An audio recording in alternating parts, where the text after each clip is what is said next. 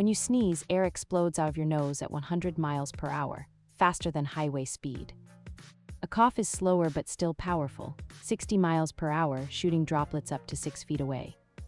Your sneeze can spray up to 40,000 droplets into the air. Each one can carry viruses or bacteria. This is why covering your mouth matters. Those droplets can stay airborne for up to 10 minutes. One sneeze, 100 miles per hour, 40,000 infectious particles, nature's most effective delivery system.